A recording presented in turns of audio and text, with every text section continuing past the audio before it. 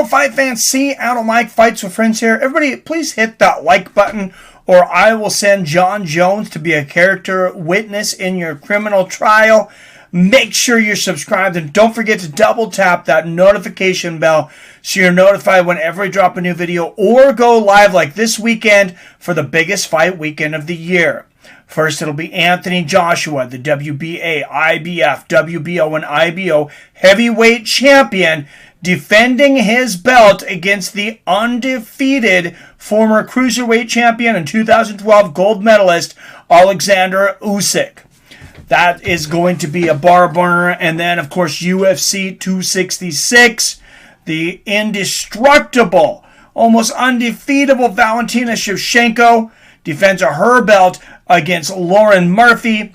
Alexander Volkanovski will defend the featherweight belt that he robbed from Max Holloway against Brian T. City Ortega. And, of course, in that magical 3 spot, a bout that we're going to be talking about right now. It is a rematch, 17 years in the making. Robbie Lawler versus Nick Diaz. And how long has it been since Nick Diaz was in the cage? 209 months. Just to have maybe a happy little coincidence for the Stockton native. But let's talk about that first fight. Can we expect anything similar? Do we know anything about these guys from that first fight that will translate 17 years later? Nick Diaz was, he was an unknown. He was a very unknown. He got paid $3,000 to show up for this fight. $3K to show up, $3K to win. Robbie Lawler was a huge favorite. This was UFC 47. The buy rate, believe it or not, was only 105,000 pay-per-view buys.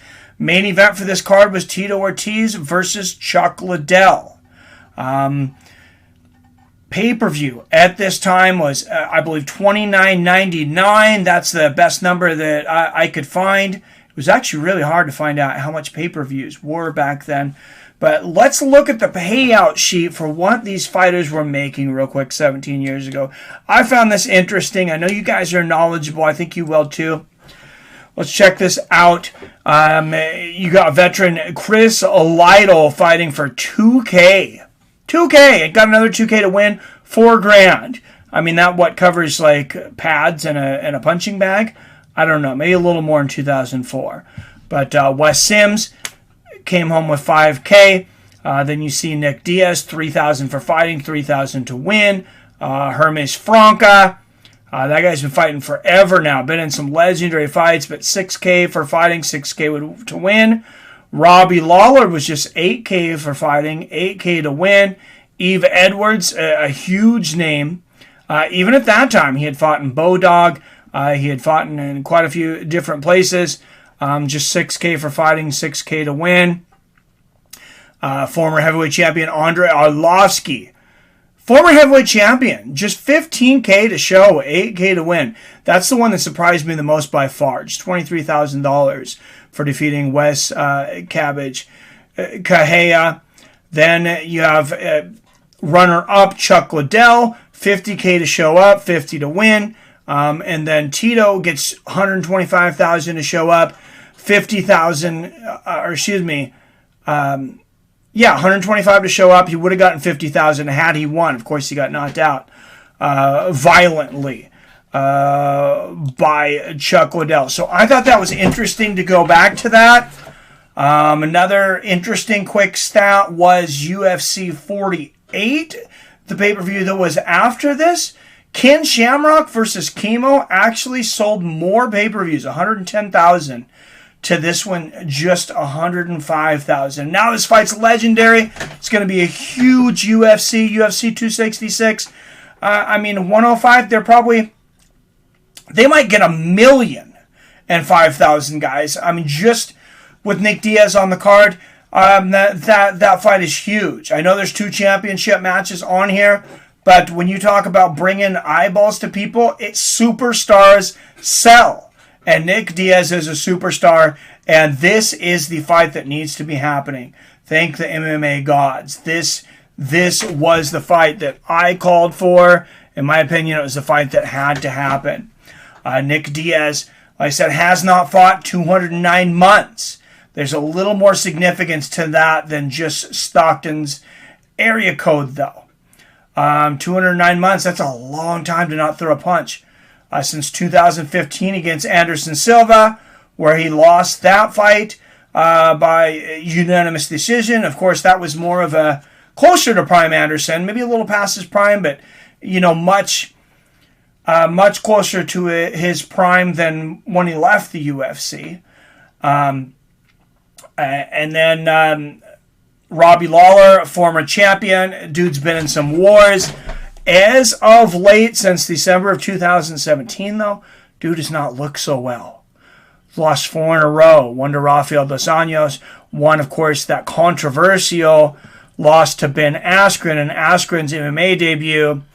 But then he just got pieced up by Colby Covington. I mean, Colby Covington mopped the floor with him. Also lost to Neil Magny.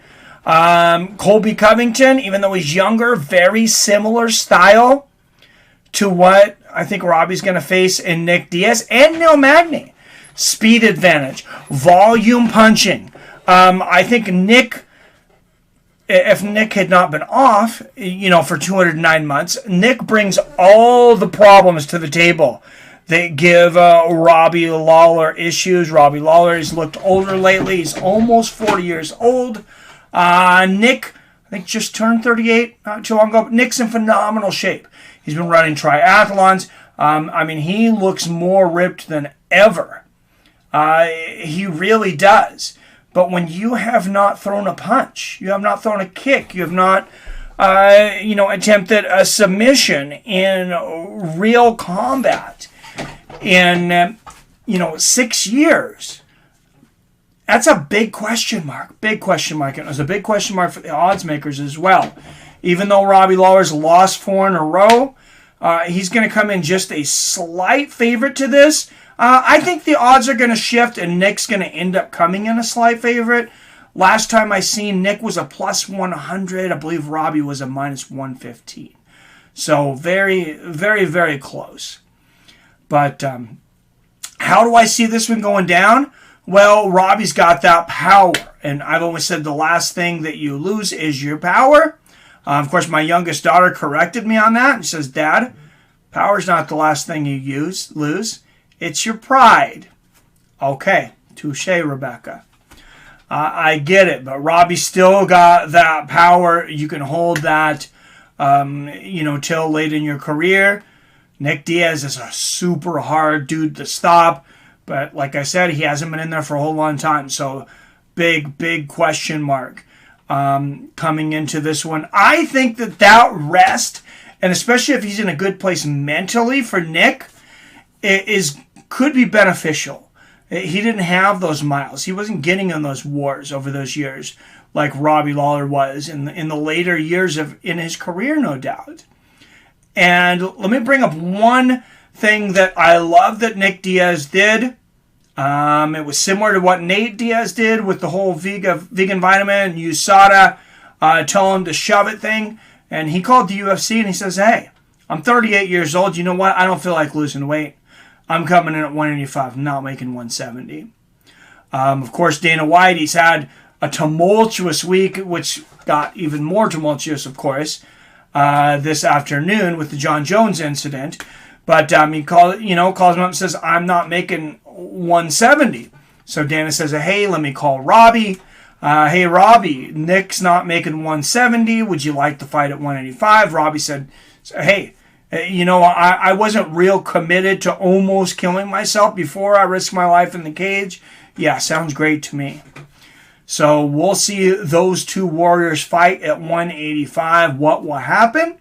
This is what I believe. I believe that styles make matchups. And if Nick doesn't have just a tremendous amount of ring rest, even though he's going to have some, I think, and Diaz brothers, the way they train and stuff, I'm not sure how much you're going to see ring rest. I know it's been a long time, but I see Nick Diaz unanimous decision by just a ton of volume, just because Robbie is a tough guy to take out, even though in 2004 Nick took Robbie out, second round knockout in minute 31. I think Robbie's able to last it this time. So I say Nick Diaz unanimous decision or late round stoppage. But I am curious what you guys think. I want you to let me know down there in the comments. Real quick before we end this one, though, I want to shout out to all our premium members. Greg Brimstone, Milton Nelson, PBR Street Gang, Arcade Chaos, Billy Hughes, Brock Ellery, John Coffey, Phil D187, Chef Johnson, Yippee Kaye, Mac209, our newest member, King Brown. If you want to get shouted out on the videos and different privileges that you get for as low as $5 a month, you can be a premium member. There is a link in the bottom of the description on this and every video. Cannot wait to see you guys tomorrow for a huge event. As always, I love you, I respect you, and I'll see you fine asses next time.